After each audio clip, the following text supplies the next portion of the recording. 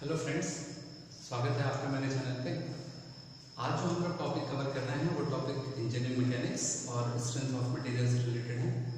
तो आज हम लोग कवर करेंगे Young's modulus, modulus of rigidity, bulk modulus and Poisson's ratio. तो हम लोग शुरू करते हैं यंग्स मॉडुलस। तो यंग्स मॉडुलस को जानने के लिए हमको हुक्स लॉ के बारे में जानना पड़ेगा। तो हम लोग सबसे पहले देखते हैं what is the Hooke's law. अगर हम लोग हुक्स लॉ की बात करते हैं तो हुक्स लॉ कहता है कि अगर कोई बॉडी है उसके ऊपर हमने फोर्स लगाया है और उस फोर्स की वजह से उसमें स्ट्रेस जनरेट होता है, तो वो स्ट्रेस अगर स्ट्रेन के प्रोपोर्शनल है, स्ट्रेस की वजह से उसमें स्ट्रेन डेवलप होगा।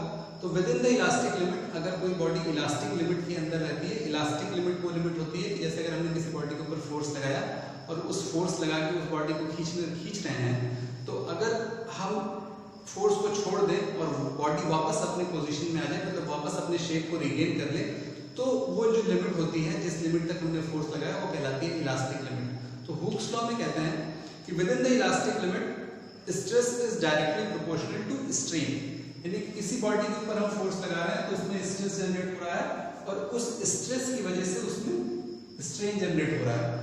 तो अगर stress is directly proportional to strain, उस इलास्टिक लिमिट के अंदर stress is directly proportional to strain, तो जब हम ये प्रोपोर्शनैलिटी हटाते हैं तो एक कोफिशिएंट ऑफ प्रोपोर्शनैलिटी आता है हमारे पास, जिसे कहते हैं हम E, and this E is what sigma upon epsilon. This E is called Young's modulus. Young's modulus, और इसी को हम लोग कहते हैं modulus of elasticity. Modulus of elasticity, ठीक है। तो अगर हम लोग यंग्स मॉडुलस या इलास्टिसिटी, मॉडुलस ऑफ इलास्टिसिटी की बात करते हैं, तो Young's modulus is a ratio of, और modulus of elasticity is a ratio of stress upon strain. Stress upon strain में ये भी क्या है? Simple stress upon simple strain. Simple stress upon simple strain का मतलब हो गया either it is tensile stress और अपॉन टेंसाइल स्ट्रेन, और compressive stress upon compressive strain. Sigma T upon epsilon T और sigma C upon epsilon C, ठीक है। तो modulus of elasticity is the ratio of simple stress upon simple strain, either it is tensile और compressive. जब हम इसकी unit की बात करते हैं तो जो यूनिट स्ट्रेस की होगी वही यूनिट मॉडुलस ऑफ इलास्टिसिटी की होगी, क्योंकि हमको पता है स्ट्रेन की कोई यूनिट नहीं होती है। It means its unit is what Newton पर मीटर स्क्वायर और न्यूटन पर mm स्क्वायर, या इसको हम लोग पास्कल भी बोलते हैं, ठीक। तो ये तो बात हो गई यंग्स मॉडुलस या मॉडुलस ऑफ इलास्टिसिटी की। Next one is modulus of rigidity. Modulus of rigidity जानने से पहले हम लोग देख लेते हैं कि यंग्स मॉडुलस जो है E, इसका सिग्निफिकेंस क्या है। जैसे E की अगर हम लोग बात करते हैं यंग्स मॉडुलस की, क्या है? Stress upon strain. तो यहां से अगर हम लोग देखें कि अगर स्ट्रेन कम होगा, अगर स्ट्रेन कम होगा तो E की वैल्यू क्या होगी? बढ़ेगी। अगर स्ट्रेन कम होगा तो E की वैल्यू बढ़ेगी। इट मींस दैट कि अगर हमारे जिस भी मटेरियल का मॉडुलस ऑफ इलास्टिसिटी ज्यादा है, इसका मतलब है कि वो मटेरियल, उस मटेरियल में डिफॉर्मेशन बहुत कम होगा, ठीक है। यानी कि अगर E की वैल्यू ज्यादा है, इसका मतलब उसमें स्ट्रेन कम होगा। इसीलिए स्टील की अगर हम लोग बात करते हैं तो स्टील में यंग्स मॉडुलस की वैल्यू 200 से 210 के करीब होती है। और अगर हम सबसे कम की बात करें, अगर E की वैल्यू जो सबसे कम की अगर हम लोग बात करते हैं, तो वो मटेरियल जिसमें कि स्ट्रेन ज्यादा हो जाए उसके लिए E की वैल्यू कम होगी, ठीक है। तो ये तो बात हो गई इसके सिग्निफिकेंस की। अब हम लोग बात करते हैं मॉडुलस ऑफ रिजिडिटी की। अब हम लोग बात करते हैं मॉडुलस ऑफ रिजिडिटी की। तो modulus of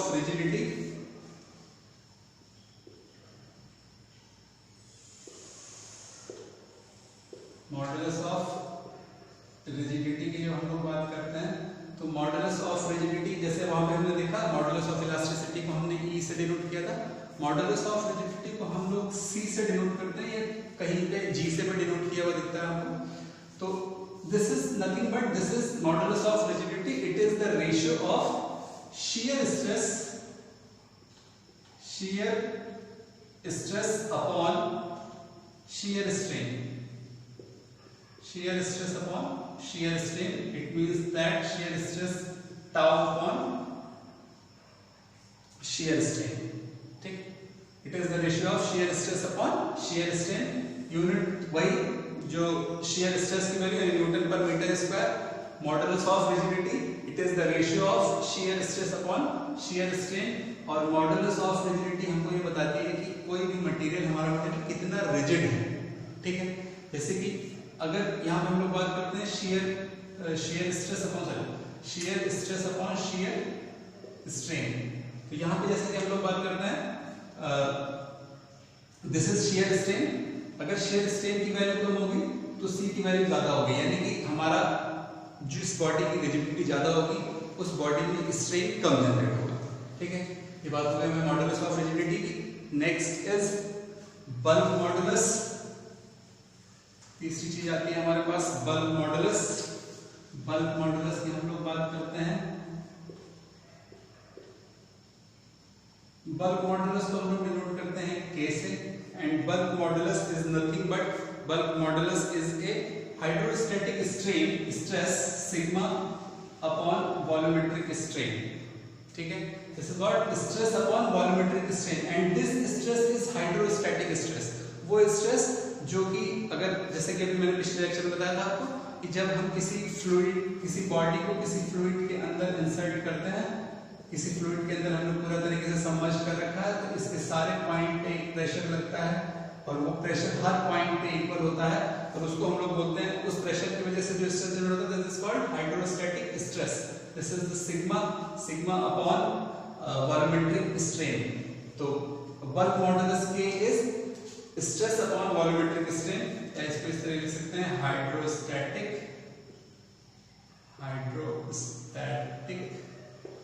stress upon volumetric strain. ठीक है, यानी बल्क मॉडुलस हमको किसी भी बॉडी के शेप में चेंज को रेजिस्ट करता है. बल्क मॉडुलस हमको क्या बताता है, किसी बॉडी के शेप में जो चेंज कम होगा दैट इज बल्क मॉडुलस. ठीक है, यानी बल्क मॉडुलस की वैल्यू ज्यादा है, इसका मतलब उसमें वॉल्यूमेट्रिक स्ट्रेन कम हो रहा होगा. वॉल्यूमेट्रिक स्ट्रेन कम होने का मतलब है कि उसके वॉल्यूम में चेंज जो है वो कम हो रहा होगा. ठीक है, this is the bulk modulus. अब जो चौथी चीज है हमारे पास, हम लोग बात करते हैं पॉइजन्स रेशियो की. पॉइजन्स रेशियो की हम लोग बात करते हैं.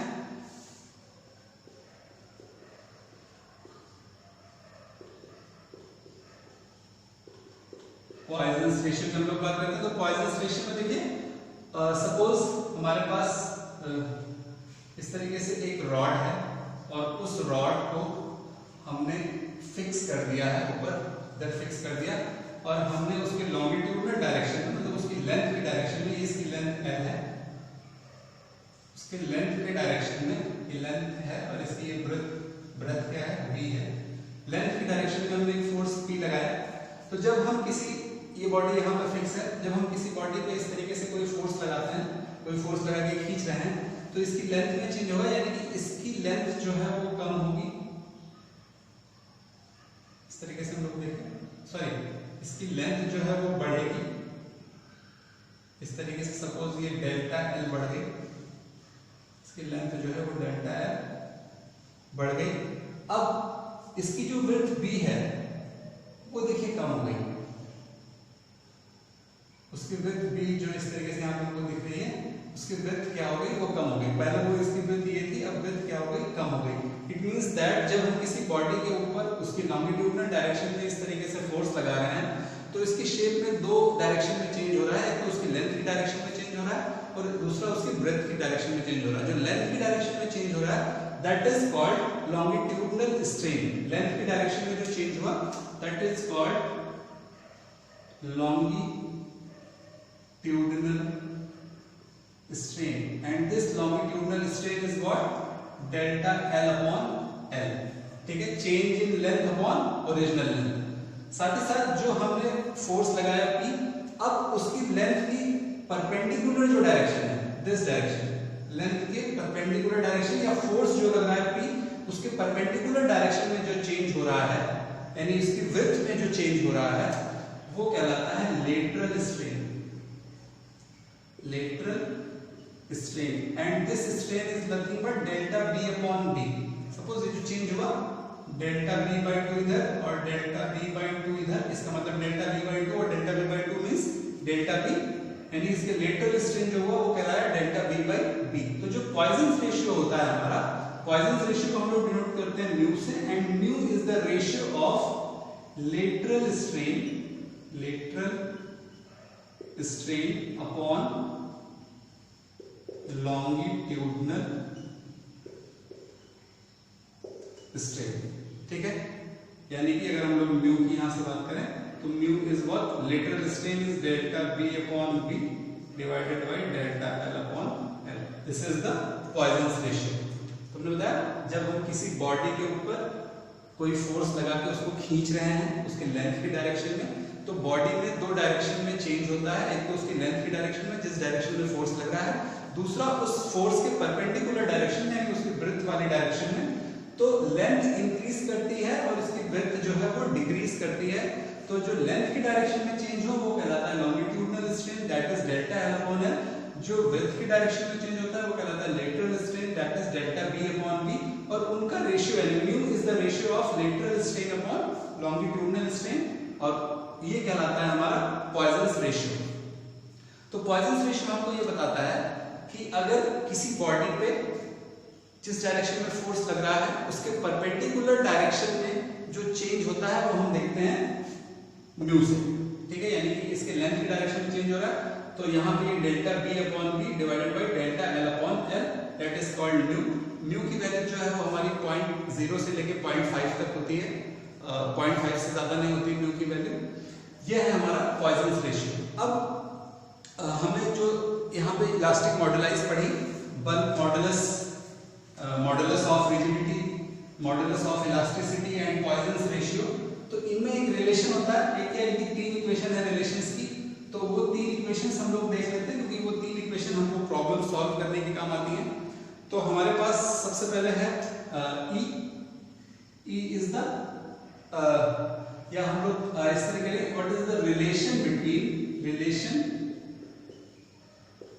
बिटवीन मॉडुलाइज, जो हमने मॉडुलाइज यहाँ पे पढ़े हैं, उन मॉडुलाइज में क्या रिलेशन होता है। एक हमारे पास है Young's modulus, modulus of rigidity, bulk modulus and Poisson ratio. ठीक, तो इनके अंदर क्या रिलेशन होता है, 3 रिलेशन है जो हमको ध्यान रखने हैं। पहला रिलेशन है E is equal to 2C 1 plus mu, ये फॉर्मूला है। E is equal to 2C 1 plus mu। दूसरा है E is equal to 3K 1 minus 2 mu, E is equal to 3K 1 minus 2 mu। और तीसरा है हमारे पास E is equal to 9KC upon 3K plus C। ठीक है, तो ये 3 फॉर्मूले हमको न्यूमेरिकल सॉल्व करने में मदद करता है। आज के लिए इतना ही, थैंक यू।